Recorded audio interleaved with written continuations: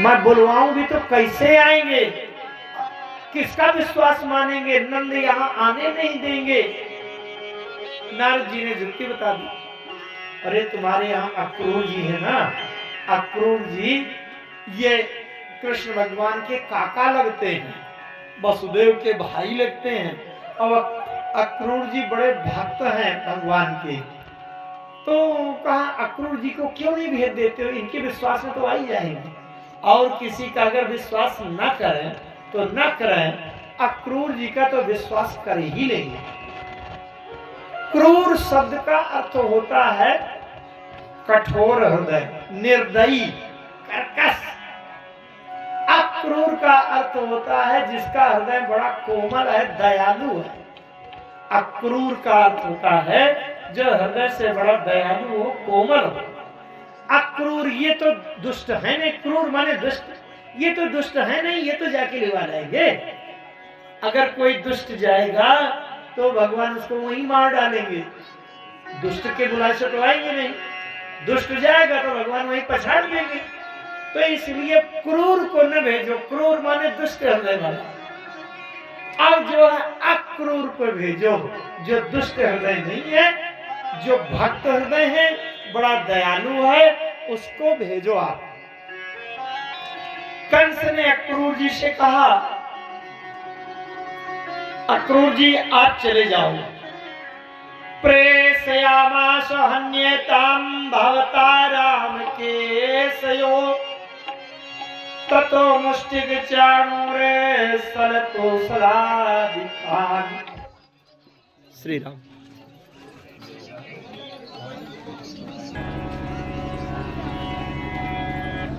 बोलिए रामकृष्ण भगवान की जय हो।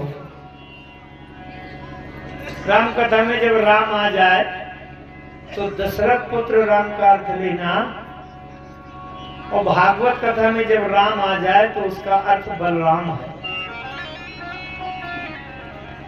प्रेषयामास हन्यताम भवता राम केशयो, राम माने बलराम, केशव माने कृष्ण। कंस ने योजना बना लिया, नारद जी तो चले आए, कंस ने योजना बना लिया, ये ठीक कहते हैं अक्रूर जी को भेजा जाए। अक्रूर माने जो भक्त हृदय है, दयालु हृदय, दुष्ट नहीं है, उनके बुलाने से तो भगवान आ जाएंगे। इसलिए अक्रूर जी को भेजा जाए तो राम केशव दोनों को बुला लाना। राम माने बलराम और केशव माने कृष्ण, इन दोनों को बुला लाना। ततो मुष्टिक चाणूर, तब हम यहाँ बड़े बड़े पहलवानों को तैयार रखेंगे। मुष्टिक और चाणूर, चाणूर मुष्टिक और तोसल, ये बड़े बड़े पहलवान थे जो विश्व विजेता अखाड़ा में विजेता थे, विश्व विजेता थे, बड़े बड़े पहलवानों को पछाड़ते थे कुश्ती में। तो बोले चाणूर मुष्टिक तोसल इनको तैयार रखा जाएगा, और छोटे छोटे कृष्ण हैं और उनको ही पछाड़ देंगे। महामात्र तया भद्र रंग द्वार्योपनीयताम, द्विपाह कुलया कुवलया पीड़ो जयते न महामुनि। एक कुवलया पीड़ नाम का हाथी, जो 100 हाथी के बराबर बल रखता था, कितना बल था, 100 हाथी के बराबर, उसके सामने कोई भी आ जाए सबको पिछाड़ देता है। कंस ने कहा कि जब राम और कृष्ण, बलराम और कृष्ण आवे, उस समय नगर के दरवाजे पर कुवलया पीड़ हाथी को खड़ा कर देंगे। और कुवलया पीड़ हाथी को ऐसे न खड़ा करना, उसको 100 घड़ा पहले मदिरा पिला देना, ताकि हाथी भी मतवाला हो जाए, अंधा पड़ जाए, किसी को न छोड़े और पछाड़ दे बलराम और कृष्ण दोनों को मार डाले। तो कुवलया पीड़ हाथी को खड़ा कर दिया जाएगा, और अंदर जहां अखाड़ा होगा, कुश्ती प्रतियोगिता होगी, वहां चाणूर मुष्टिक तोसल इनको रख दिया जाएगा, और सब लोग मिलकर के कृष्ण बलराम दोनों को मार। गृहीत्वा पाणिना पाणिम ततो क्रूरमिवाचः, भो भो दानपते मह्यं क्रेतां मैत्रमादृता। कंस ने योजना बनाई गोपनीय ढंग से। अक्रूर जी को नहीं बताया। अक्रूर जी को अगर ऐसा बता देते तो अक्रूर जी ने जाते लिवानी। अरे मैं लिवानी जाऊंगा, धोखा देकर के मार डालूंगा उनको, क्यों जाए? इसलिए चुपचाप योजना बना ली। अक्रूर जी को ये रहस्य नहीं बताया कि ये हमारी योजना है, ऐसा हम करेंगे, नहीं बताया। अक्रूर जी से कहा, भो दानपते, अरे हे दानपते, हे भक्त, हे अक्रूर, आप तो बड़े भक्त हैं और नंद बाबा के यहाँ जो नंद का लाला है वो कहते हैं भगवान है, तो इसलिए आप जाओ और उनको लिवा ला। बलराम और कृष्ण दोनों को लिवा ला। गच्छ नंद ब्रजम तत्र सुतवा नकदुंदुभे। अब नंद बाबा के ब्रज में अक्रूर जी जाते हैं। पहले तो सायंकाल बता दिया था, सायंकाल अक्रूर जी से बता दिया था।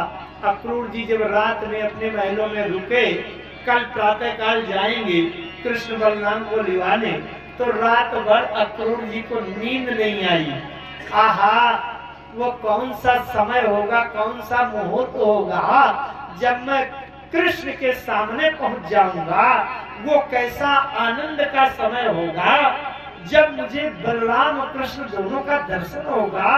नंद बाबा के महलों में जो बिल्कुल मणि की तरह चमक रहे हैं, ऐसे भक्तों के हृदय के धड़कन में जो विषय हैं, देखिए जब भगवान के दर्शन की संभावना हो जाती है तो जीव जब उसकी कल्पना करता है, तब कैसी कल्पना होती है? अजय पद पर सीतारी तीसी नारी, पद पर सीतारी निसी नारी, दंडक कानन पावन तारी, ओ दंडक कानन पावन तारी, तीजे पद जनक सुताउर लाए, तीजे पद जनक सुताउर लाए, कपट पुरंग संग धर धारी, कपट पुरंग संग हरोर सर सरोज पट देई, हरोर सर सरोज पट देई, अहो भाग्य मैं देखियों के, अहो भाग्य मैं देखियों के, अहो भाग्य मैं देखियों के, अहो भाग्य मैं देखियों के, अहो भाग्य मैं देखियों के। देखिए कल्पना, देखिए ब्रह्मा जी और शंकर जी के हृदय में जो चरण बसे रहते हैं, मैं कितना भाग्यशाली हूं कि उन्हीं का दर्शन करूंगा। अक्रूर जी भी ये सोचते हुए रात भर नींद नहीं आई। कल का दिन मेरे जीवन का ऐसा अहोभाग्य भाग्योदय वाला होगा कि जब अभी तक तो मैं संसार को देखता था और कल मैं भगवान का दर्शन करूंगा, ये मेरे जीवन का बड़ा सौभाग्य।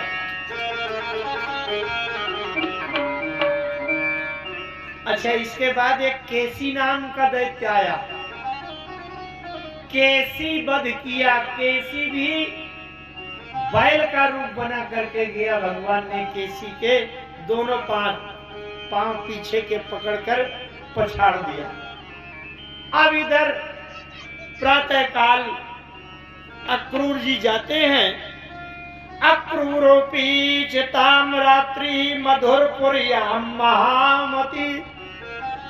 ताम रात्रि, उस रात्रि को मधुपुरी, मधुपुरी माने मथुरा, मथुरा से अब ब्रज वृंदावन जाएंगे, इस कल्पना और इस भाव में डूबे हुए उस रथमास्थाय प्रयौ नंद गोकुलम। प्रातः काल बड़ी जल्दी उठे, किसी को बताया नहीं, कंस ने कह दिया था कल चले जाना। और प्रातः काल रथ अपना तैयार करके भगवत्यम्बुजे क्षणे भक्तिम परामुपगता मतवेतां चिंतयत। भगवान के चरणों का ध्यान करते हुए भक्ति से आह्लादित होकर के किम मया चरितम भद्रम किम तत्र परम तपः।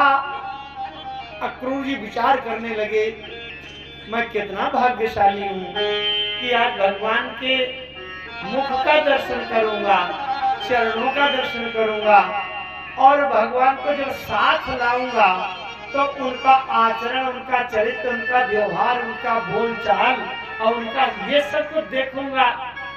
ये सबसे बड़ा सौभाग्य का क्षण है। किम वा दत्तम वा द्रक्ष्या माद्य केशवम अप्यंग्रिमूले पतितस्य मे विभुः शिरस्य धान्यास्ति हस्त पंकजम दत्ता भयं कालभुजंगरंगसा प्रोभे द्विजानां शरणे निशानराम। अक्रूर जी विचार कर रहे हैं कि मुझे तो चरणों का दर्शन करना है, लेकिन भीतर से एक शंका है कि कृष्ण मुझे काका मानते हैं, तो कहीं ऐसा ना हो कि अपने चरण न देखने दें, अब मेरे चरणों में कहीं प्रणाम न कर ले तो वो अवसर चूक जाऊंगा। और यही तो होता है, भगवान अपने चरण सबको नहीं दिखाते। रामायण में विश्वामित्र जी ने विचार किया था, ये हूँ मिस देखो पद जाई कर विनती अनु दो भाई। लेकिन जब विश्वामित्र जी वहां पहुंचे राम जी के पास, तो भय मगन देखत मुख शोभा। राम जी ने अपना मुंह दिखा दिया, चरण दिखाए नहीं।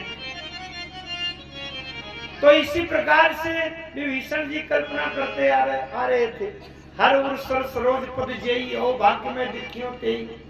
लेकिन विभीषण जी को क्या दिखाया राम जी ने? दूर ही ते देखे दो भ्राता और नयनानंद दान के दाता, दूर से अपने मुख का दर्शन करा दिया। चरण नहीं देखने देते। हनुमान जी गए थे कि चरण का दर्शन कर लेंगे, विचार कर रहे थे, लेकिन भगवान ने अपना शरीर दिखा दिया तो हनुमान जी को कहना पड़ा को तुम श्यामल गौर शरीरा। चरण नहीं दिखाया हनुमान जी को, चरण तो बाद में दिखाई पड़े, कठिन भोग कोमल पदगामी बाद में। तो अक्रूर जी विचार करते जा रहे हैं कि कहीं ऐसा ना हो कि मुझे काका मानकर कहीं मेरे चरणों में प्रणाम कर दे तो उनका चरण न देखता।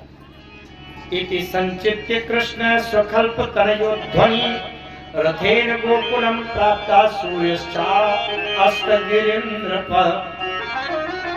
यहाँ से चलते चलते इतने भाव में मगन हो रहे थे कि धीरे धीरे रथ चल रहा था, तेजी से नहीं गया।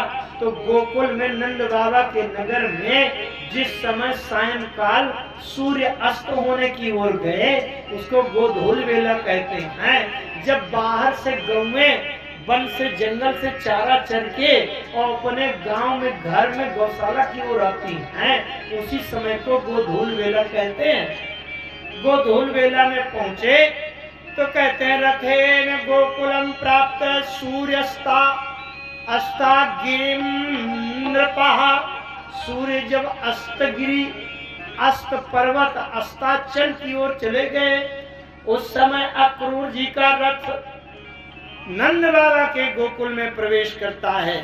पदानि तस्याखिल लोकपाल किरीट जुष्टा मलपादरेणो ददर्श गोष्ठे क्षिति कौतुकानि विलक्षितान्यायविजान सुखांगदई। ये रथ की ध्वनि, रथ के पहियों की गड़गड़ाहट घरघराहट होने लगी। वहां गोकुल में सब लोगों ने ध्यान दिया, लगता है कोई रथ आया है, रथ आया है। ददर्श गोष्ठे क्षिति कौतुकानि। जो गोष्ठ कहते हैं जहाँ गौएं बनती हैं, गौशाला, गौशाला को देखा।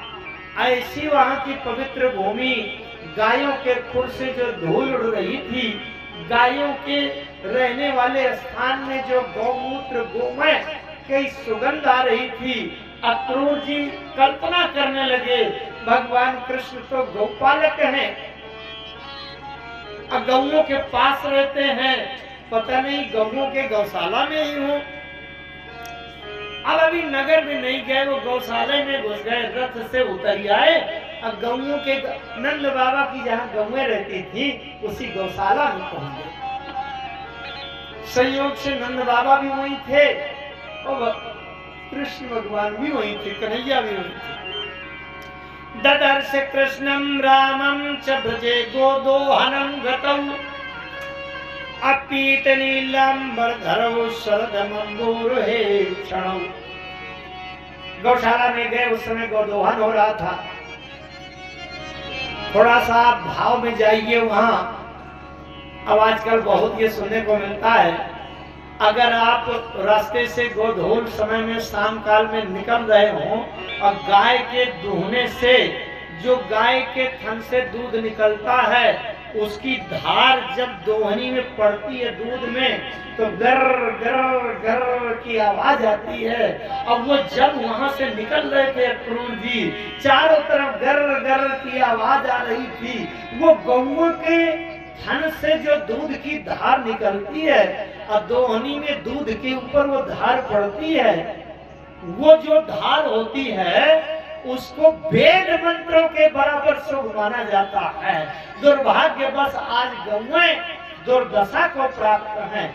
भैंस की दोहनी का वो अच्छा नहीं माना जाता, लेकिन गौओं के गौदोहन समय में, गाय के उस दोहन के समय में जो दूध की धार हमारी दोहनी के अंदर दूध में जाकर टकराए और गर गर की वो आवाज अगर कानों में पड़े तो उसको वेद के मंत्र की तरह वो कल्याणकारी है।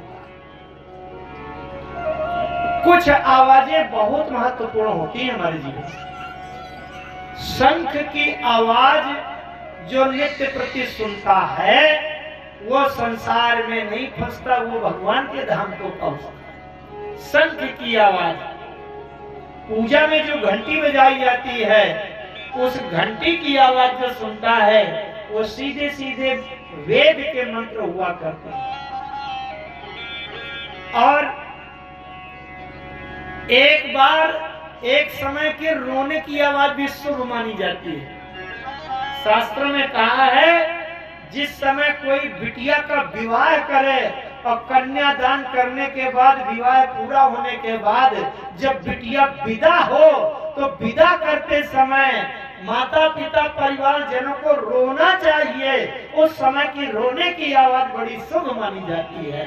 और दूसरे समय में तो अशुभ होती है, लेकिन कन्यादान के बाद, बिटिया के विवाह के बाद जब बिटिया को विदा करते समय कोई रोवे, वो रोने की आवाज शुभ। लेकिन आजकल और एक आवाज और, घर में छोटे बच्चों की किलकारी जब उठे वो आवाज बड़ी शुभ मानी जाती है, मंगल। और अपने घर में गाय की दोहनी दोहते समय जो ये बात हुई वो आवाज निकले सुने, वो वेद मंत्रों के बराबर शुभ मानी। आज के समय का दुर्भाग्य है कि गौएं कोई घर में बांधना ही नहीं चाहता, मारी भटकी गौ। पीत नीलांबरधरौ शरदमंबूरहेक्षणौ। अब जब अक्रूर जी गए, गौशाला में गए, वहां दोहनी की आवाज आ रही थी। अक्रूर जी सुन करके उसी में मगन हो गए, मस्त हो गए। जब देखा नंद बाबा के साथ में दोनों कृष्ण और बलराम पीत नीलांबरधरौ, कृष्ण भगवान पीला वस्त्र पहनते हैं और दाऊ भैया नीला वस्त्र पहनते हैं। पीत नीलांबर धरौ, तो इसलिए आप लोग उसमें देखना, महाभारत का जो सीरियल है बलराम जी सदैव नीला पहने रहते हैं और कृष्ण भगवान पीला वस्त्र पहनते। किसी ने राधा जी नीली साड़ी पहनती, किसी ने कृष्ण भगवान से पूछा कि आप पीला वस्त्र क्यों पहनते हैं, कृष्ण भगवान ने कहा मेरी राधा बड़ी गोरी है, उसका शरीर पीला पीला दिखता है, इसलिए मैं पीले वस्त्र पहनता हूं कि मुझे मेरी राधा की याद आती है। राधा जी से किसी ने पूछा कि तुम हमेशा नीली साड़ी क्यों पहनती हो? राधा जी ने कहा मेरा कृष्ण नीला है, काला है, इसलिए मैं नीली साड़ी पहनती हूँ कि मुझे कृष्ण की याद आती है।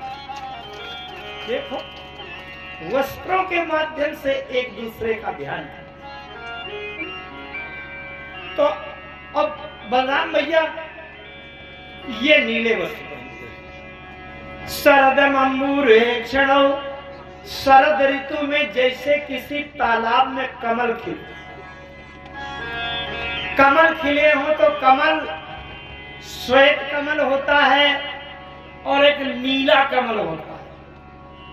संभवतः किसी ने देखा हो, मैंने तो देखा है, नीला कमल, पूरा कमल इसी तरह नीला होता है। मैंने देखा है और बहुत दूर गया था हरियाणा एक बार कथा करने, वहां एक सरोवर है।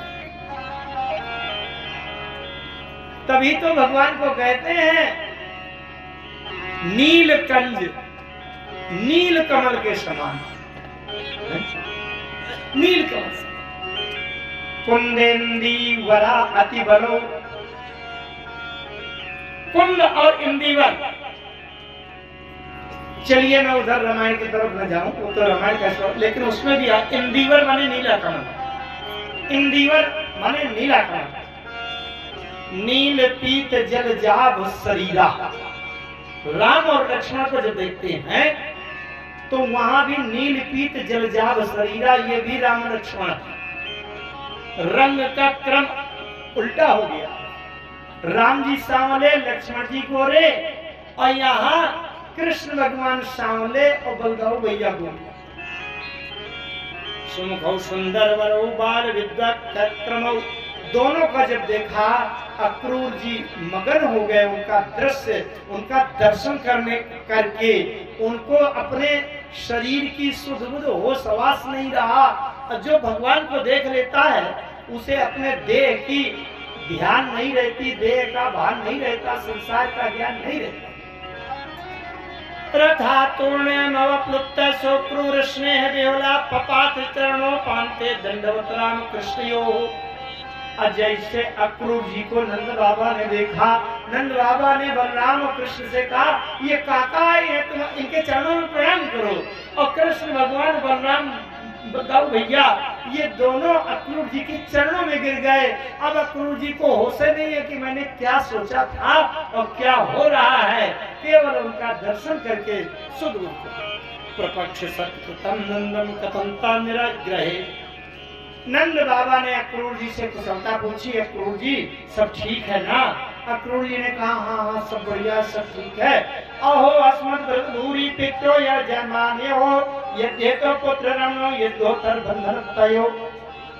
अब अक्रूर जी ने एक बात कही, अक्रूर जी ने कहा नंद बाबा, ये कृष्ण के मामा के यहाँ एक मेला लगा है और बढ़िया अखाड़ा, कुश्ती, मेला, झूला, हाथी, घोड़ा, तमाम बड़ा उत्सव मनाया जा रहा है। तो मामा ने बुलाया है कि अगर मेरा भांजा कृष्ण नहीं आएगा तो मेला फीका पड़ जाएगा, इसलिए मैं ये कृष्ण को लेने आया हूँ। कृष्ण बलराम दोनों चले जाएं तो बहुत अच्छा हो। अरे नंद बाबा ने सुना तो नंद बाबा के प्राण निकल गए। नंद बाबा ने कभी कल्पना नहीं की थी कि कृष्ण मुझसे यहाँ से इतना भी आंखों के वोट होगा कि दीवार के पीछे चला जाए, और ये तो यहाँ से लेकर और कंस के नगरी मथुरा में ले जाने के लिए बात कर रहे हैं। जैसे दशरथ जी राम को देख करके जीवित रहते थे, दशरथ जी ने कहा था कि जीवन राम दर्शयाधीना, इसी प्रकार से नंद बाबा ने कभी कल्पना नहीं किया कि कृष्ण मेरी आंखों से वोट होगा। बोले ये क्या कह रहे हो? आधे प्राण तो ये सुनते ही निकल गए। अब अक्रूर जी को लेकर के नंद बाबा गौशाला से निकल करके महलों में आए। यशोदा मैया से कहा, यशोदा सुनती हो, देखो ये अक्रूर आए हैं, ये कितनी निर्दयी बात कह रहे हैं। यशोदा मैया ने कहा क्या कह रहे हैं? बोले कह रहे हैं कि कृष्ण को, कन्हैया को और बलराम को मैं मथुरा ले जाने आया हूँ, मामा के यहाँ मेला लगा है तो ये मेला देखने जाएंगे। यशोदा मैया तड़ाक से गिरकर बेहोश होकर के मूर्छा गई और गिर गई। बोले ये हम कृष्ण को ये ले कैसे जाएंगे? अगर कृष्ण को ले जाएंगे उसी समय हमारा हृदय धड़कना बंद हो जाएगा। ये इतनी भावनामयी बातें थी। लेकिन अक्रूर जी कहते न तो उसमें हम त्वाखिले हेतु नारायणं पुरुषं माध्यमव्ययम् इनाभिजाता अरविंद कोशात् ब्रह्मा विरासीति यत्सपालो का। अक्रूर जी ने कहा, यशोदा मैया को समझाया, नंद बाबा को समझाया, ये तुम्हारा जो कन्हैया है ये केवल अकेले तुम्हारे लिए नहीं है, ये कन्हैया संसार को सुख देने के लिए आया है। तुम तो इसका मजा आनंद ले रही हो, लेकिन दूसरों को भी तो इस कन्हैया का सुख लेने दो। राम जी को वनवास में भेजा था कैकेयी जी ने कि केवल अयोध्या के राजमहल वाले भर अकेले सुख थोड़ी लेंगे। अरे जंगल के कोल भील, हम आपके ये क्षेत्र में चित्रकूट जब जाएंगे तो जंगल के भी तो किरात कोल भील इसका सुख लेंगे। जब राम जी लंका जाएंगे तो वहां के राक्षस भी तो देखेंगे। इसी प्रकार से अक्रूर जी ने समझाया। नमस्ते वासुदेवाय नमः संकर्षणाय च प्रद्युम्नाय अनिरुद्धाय सात्वतां पतये नमः। अच्छा, अब जो है किसी प्रकार से अब भगवान कृष्ण तो सब कुछ जानते हैं। भगवान कृष्ण ने अपने नंद बाबा को समझाया, बाबा आप चिंता न करो, मामा के यहाँ तो जाना है, वहाँ कौन सा खतरा है, और मामा के यहाँ जाने में और प्रसन्नता उत्साह होता है, इसलिए जाएंगे और मेला देख करके चलेंगे, बढ़िया रहेगा। मामा के यहाँ हो जाओगे, मामा तो बड़ा प्यार करेंगे। अच्छा, मामा को भांजा बड़ा प्रिय होता है। कृष्ण भगवान ने, कन्हैया ने नंद बाबा को समझाया। यशोदा मैया से लिपट कर कहा, मैया मुझे जाने देना, घर में कब तक बंद करके रखोगी, मुझे भी मेला देखने की इच्छा, तो मुझे जाने दो। यशोदा मैया रोने लगी, छाती पीटने लगी। भगवान कृष्ण ने कहा, बड़ी समस्या है, अगर यहाँ रहता हूँ तो उधर एक जोड़ी माता पिता है, एक जोड़ी माता पिता वसुदेव देवकी मथुरा में है। बोले अगर मथुरा नहीं जाता तो वहाँ जो एक जोड़ी माता पिता वसुदेव देवकी हैं वो सिर पीट पीट के बेहाल हो रहे हैं, और अगर वहाँ जाता हूँ तो यहाँ वाले मैया बाबा ये प्राण निकाल रहे हैं। मेरे लिए तो बड़ी समस्या है। सबके एक एक माँ बाप माताई बाप होते हैं, तो एक को प्रसन्न कर लिया, अब मेरे दुई बाप बताई, अब किसको किसको खुश रखूं, बड़ी समस्या। लेकिन भगवान कृष्ण ने यशोदा मैया को समझाया, नंद बाबा को समझाया, और समझा करके संतुष्ट करके बलदाऊ भैया को तैयार किया, और दोनों जाने लगे। इतने में गोपिकाओं को नगर में पता चल गया, गांव में, कि कोई अक्रूर आया है, वो अक्रूर हमारे कृष्ण को लिए जा रहा है।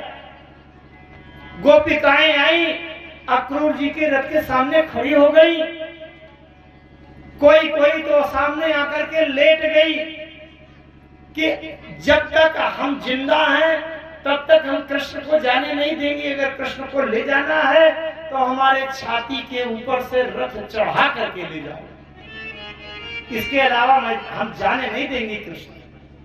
भगवान कृष्ण रथ से नीचे उतर आए, और रथ से नीचे उतर करके सभी गोपिकाओं से कहा, सुनो गोपिकाओं, कल मेला है, आज गया और कल मेला देखूंगा और परसों आ जाऊंगा। आओ, इसीलिए कहते हैं कह के गए परसों पर लौट के नहीं आए परसों। बड़ा झूठा श्याम, इसीलिए गोपिकाएं कहती हैं। अब किसी तरह से उन्होंने गोपिकाओं को संतुष्ट किया, चिंता ना करो, मैं यही बना रहूंगा तो मुझे ज्ञान क्या होगा, मुझे भी तो संसार का मेला देखने की इच्छा होती है। और जैसे जाने लगे तो सब गोप ग्वाल बाल ये सब तैयार हो गए, ये भी साथ में चले। अक्रूर जी जा रहे थे, जमुना जी के किनारे पहुंचे। अक्रूर जी ने कहा चलो स्नान कर ले। कृष्ण भगवान ने, बलदाऊ भैया ने कहा हम दोनों स्नान करके आए हैं, अब आप काका आप ही स्नान करो। तो अक्रूर जी रथ से उतर करके और जमुना जी में जैसे डुबकी लगाई, बहुत तात्विक प्रसंग है, समझना जरा। जब अक्रूर जी ने जमुना जी के अंदर डुबकी लगाई तो जमुना जी के जल के अंदर कृष्ण दिखाई पड़े। अक्रूर जी घबरा गए कि ये तो रथ में बैठे थे, ये जमुना जी के जल के अंदर कहां से घुस आए। और जैसे बाहर निकले कि जरा देखूं तो रथ में देखा तो रथ में कृष्ण बैठे थे, कृष्ण बलराम दोनों बैठे थे। फिर से डुबकी लगाई तो फिर से कृष्ण दिखाई पड़े। फिर बाहर, क्योंकि अक्रूर जी को एक दुख हो रहा था मने मन कि कंस दुष्ट है, मुझे भेज दिया कि तुम कृष्ण बलराम को लिवा लाओ। अब मेरे विश्वास में नंद बाबा ने और अक्रूर जी ने वचन दिया नंद बाबा को कि नंद बाबा मैं वचन देता हूँ ये कृष्ण कन्हैया को और बलराम को इसी तरह स्वस्थ कुशल इसी तरह मैं आपको वापस कर दूंगा। लेकिन जाते समय ये दुख हो रहा था कि कंस दुष्ट है, कभी कभी वो किसी की बात नहीं मानता और दुष्ट की नीयत खराब हो जाए और कई छोटे छोटे बालकों को कुछ नुकसान हो जाए तो मैं कैसे मुंह दिखाऊंगा। तभी भगवान की प्रेरणा हुई कि अक्रूर जी यमुना जी में स्नान करने लगे। जब स्नान करने लगे तो जमुना जी के जल में जब डुबकी लगाई तो वहाँ कृष्ण कृष्ण थे, और जब बाहर फिर से उछले तो वो रथ में बैठे हुए कृष्ण दिखाई पड़े।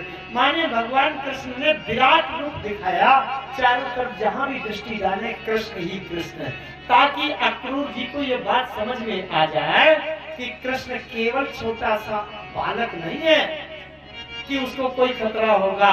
कृष्ण सर्वशक्तिमान वो परमात्मा है कि जिसके जीवन में संकट कभी आ ही नहीं। जब कन्हैया ब्रिज से जा रहे थे तो सभी भक्तों के क्या भाव थे, ये सभी लोग गाएंगे मेरे साथ में।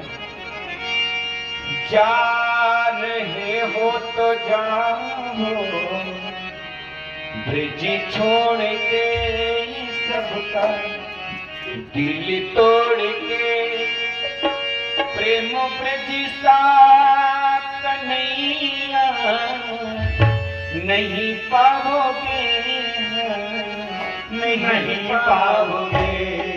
जा रहे हो तो जाओ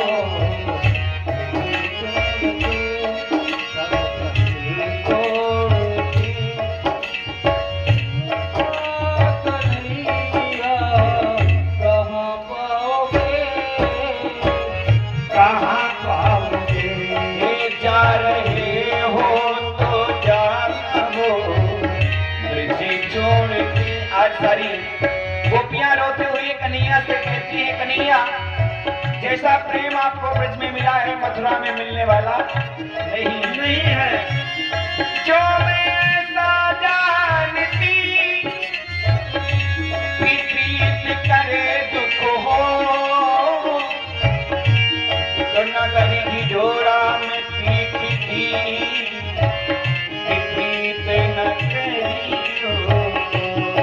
जा रहे हो तो जाओ ब्रिज छोड़ के सबका दिल तोड़ के, प्रेम ब्रिज सा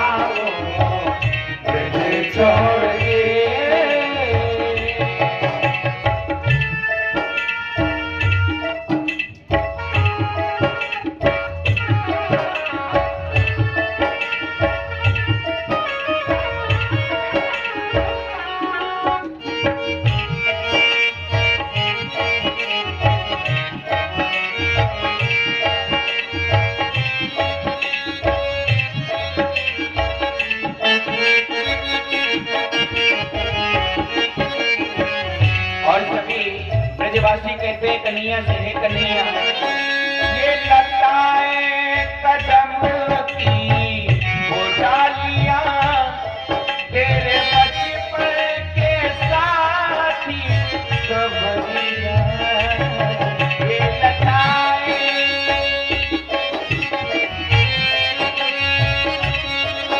तेरे बचपन के साथी सबरिया, और उलझी गलियां कहानी तेरी गा रही हूँ, तेरी गा रही तो ऐसी गलियां कन्हैया नहीं पाओगे, नहीं पाओगे, जाए तो जाओ ब्रज छोड़ के।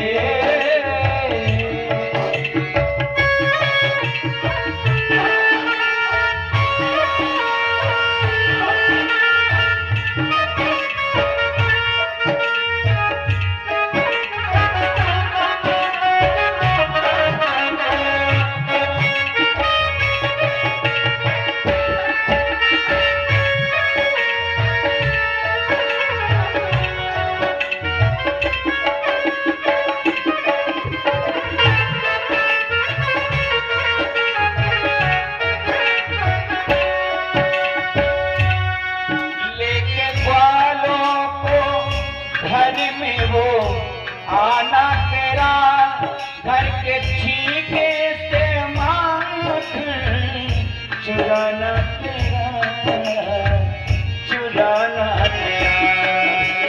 ग्वालों को घर में आना तेरा, लेके माखन वो छीके चुराना तेरा, चुराना तेरा। और कन्हैया ये थोड़ा सा माइक बढ़ा दे वाला, गाने वाला माइक बढ़ाओ, पता नहीं क्या किया हुआ है। गाने वाला माइक तेज कर दो थोड़ा सा। बोल ही नहीं रहा।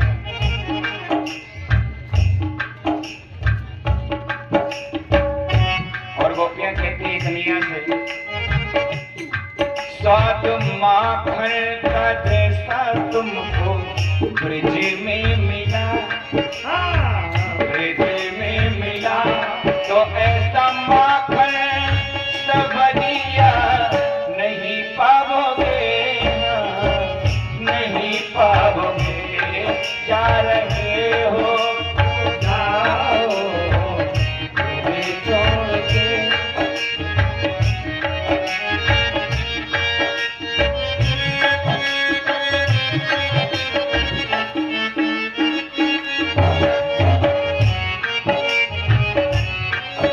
कितनी फोड़ी मटकिया अनघट पर चीर किसके बचे श्याम, प्यारे कहो श्याम, प्यारे कहो। कितनी फोड़ी मटकिया अनघट पर चीर किसके बचे श्याम, प्यारे कहो श्याम, प्यारे कहो। और नंद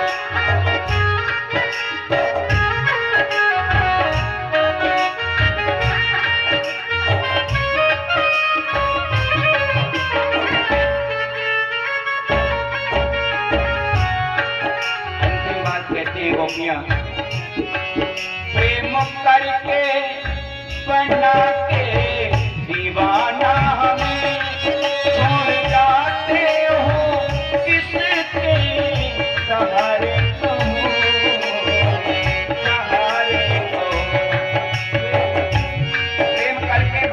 दीवाना हमें छोड़ जाते हो किसके सहारे कहो।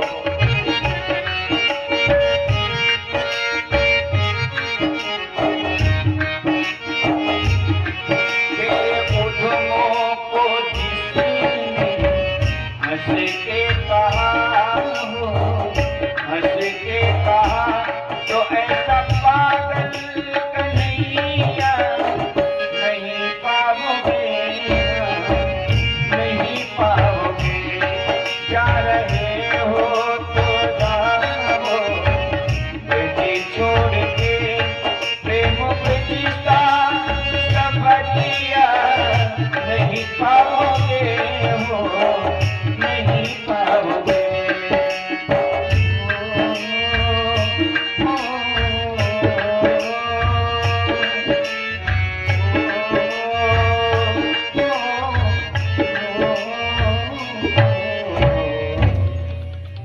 इस प्रकार से अक्रूर जी लिवा के जा रहे हैं। जब देखा तत्राद्भुतानि सर्वाणि भूमौ विवति वियति वाचले, भगवान कृष्ण को जहाँ भी दृष्टि डालते हैं कृष्ण दिखाई देते हैं। भूमौ चाहे भूमि में दृष्टि देखें तो धरती में, और वियति माने आकाश, वियत माने आकाश होता है, वियत माने आकाश में देखें तो कृष्ण, जल में देखें तो कृष्ण। मानो ये संतुष्टि हो गई कि भगवान सर्वव्यापी है, सर्वशक्तिमान है, इनको कोई अनिष्ट होने वाला नहीं है। तान समेत्वा भगवान क्रूरम जगदीश्वरा गृहीत्वा पाणिनाम पाणिम प्राश्चित पाषाण्य। अच्छा, इधर गोपिकाएं कह रही हैं कि ये अक्रूर नहीं, ये तो बल्कि क्रूर है, जो हमारे कृष्ण को हमसे छुड़ा के ले गया, तो इससे बड़ा निर्दयी और दुष्ट कौन है। अक्रूर जी के साथ में भगवान कृष्ण और बलराम जी, और इनके पीछे पीछे सभी ग्वाल बाल भी चले गए, मथुरा में प्रवेश करने लगे। जब मथुरा में प्रवेश करने लगे तो वहां रजक, आज का माइक ठीक है नहीं है, कुछ नहीं सुनाई देता यहाँ भी। अरे चाहे जो कुछ करो भाई, 3 दिन आपका माइक बहुत बढ़िया बोला है, लेकिन अब हाँ, अब कई बार 2-4 बार कहा नहीं ठीक कर।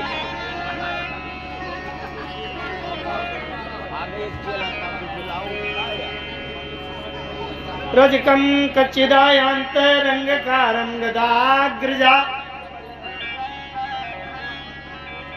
भगवान कृष्ण बलराम अपने गोप ग्वालों के साथ में जैसे मथुरा में प्रवेश करने लगे, वैसे एक धोबी मिल गया। रजक माने धोबी, जो कपड़ा धोता था। हरि ओम, हरि ओम। क्या सुनाई दे रहा है बताओ? सुनाई पड़ रहा है कुछ? कुछ नहीं आता, कुछ नहीं जा रही, हाथों में परेशान हूँ। भगवान कृष्ण ने कहा, कन्हैया ने कहा कि तो हमारे मित्र गोप ग्वालों के सबके कपड़े इनके फिटिंग के बना दोगे?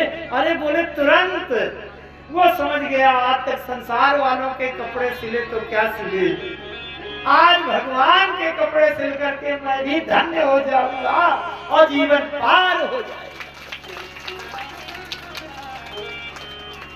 अपने जीवन का वो क्षण धन्य वाला है, भाग्यशाली है, जिस दिन हम भगवान की सेवा के काम आ जाएं।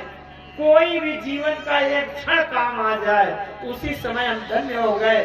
तुरंत उस दर्जी ने कपड़े की पोटली निकाली और सबके नाप की 1 घंटा के अंदर तैयार कर दिया। बोले तो बढ़िया, ठीक, बढ़िया, सज करके तैयार। आगे बढ़े तो एक 3 जगह से टेढ़ी महिला मिली। 3 जगह से टेढ़ी थी। भगवान ने कहा तुम कौन हो? और हाथ में कटोरा लिए थी, और कटोरा में बढ़िया उसमें पदार्थ भरा था जो महक रहा था, जिसमें चंदन, कस्तूरी, केसर, अगर, तगर, ये सब सुगंधित पदार्थ और कटोरा में लिए थी। हल्दी, चंदन, सब चीज का अच्छी सुगंध है। भगवान ने कहा ऐ कुब्जा ये क्या लिए हो? उसने बताया कि मैं अंग राग लिए हूं। थोड़ा ध्यान से सुनना, बहुत तात्विक बात निकलेगी। अंग राग लिए हूं। अंग में, शरीर के अंग में जो उबटन, जिसको कहते हैं उबटन लगा दिया जाए जिससे सुगंधी आए। आज के समय में क्रीम जिसको कहते हैं, फेयर लवली, फेयरनेस क्रीम, जिसको लगा के हम सुंदर बनते हैं। तो बोले मैं कंस महाराज को रोज ले जाती हूँ, इसमें चंदन, हल्दी, केसर, कस्तूरी और ये सब घिस करके बनाती हूँ और रोज ताजा ताजा कंस महाराज को देती हूँ। कंस महाराज को मेरे हाथ का चंदन इतना अच्छा लगता है कि अब किसी दूसरे से चंदन नहीं घिसवाते। मेरी ड्यूटी लगाए, तुम चंदन घिस करके लाया करो। चंदन मैं उनको ले जाती हूँ। उसको शुद्ध शब्दों में कहते हैं अंग राग। भगवान कृष्ण ने कहा ये अंग राग मुझको दे सकती हो? कुब्जा ने कहा अरे ये तो मेरा अहोभाग्य है। दुष्ट विषयी भोगी कंस को तो जीवन भर मैंने राग दिया, और आज अगर भगवान मेरा राग स्वीकार कर ले तब तो मेरा जीवन ही धन्य हो गया। जो लोग ज्यादा कुछ साहित्यिक बात समझ सकते हो समझें। राग क्या है? हमारा जिसके प्रति बहुत लगाव होता है उसको शास्त्र में राग कहते हैं। राग माने लगाव। मैंने अपना राग अभी तक कंस को दिया, लगाव कंस को दिया, लेकिन आज अगर राग परमात्मा कृष्ण मांग ले, भगवान मांग ले, और हमारा लगाव, हमारा राग भगवान श्री कृष्ण स्वीकार कर ले, तब तो जीवन ही धन्य हो गया, बेड़ा पार। थोड़ा और गहरी बात समझो। ये हमारी बुद्धि ही कुब्जा है। 1 मिनट की बात सुनो। हमारी बुद्धि ही कुब्जा है। जब हमारी बुद्धि विलासी कंस को अपना लगाव देती है तब ये टेढ़ी होती है। कुब्जा माने 3 जगह से टेढ़ी थी, बड़ी बदसूरत थी, 3 जगह से टेढ़ी। तो जब तक हमारी बुद्धि विलासी कंस को अपना राग देती है तब तक वो टेढ़ी रहती है। लेकिन जब हमारी बुद्धि अपना लगाव भगवान को दे देती है तब वो त्रैलोक्य सुंदरी बन जाती है। जिस समय उस कुब्जा ने भगवान को अपना अंग राग दिया, भगवान ने अपने पैर से उसके पैर का अंगूठा दबाया और एक हाथ का अंगूठा दाढ़ी में लगाया और यह पकड़कर ऊपर की ओर खींच लिया। तो जो बीच में शरीर टेढ़ा था कुबरी की तरह, वो त्रैलोक्य सुंदरी हो गई।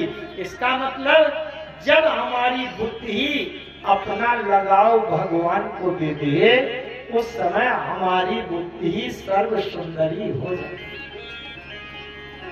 अब सबने बढ़िया चंदन, केसर, कस्तूरी का वो अंग राग उबटन लगाया, बड़े सुंदर दिखने लगे। पूरे मथुरा में ये बात फैली ये महिलाओं के लिए कि कृष्ण आए हैं, कृष्ण आए हैं, कहते हैं बहुत सुंदर है, बहुत सुंदर है।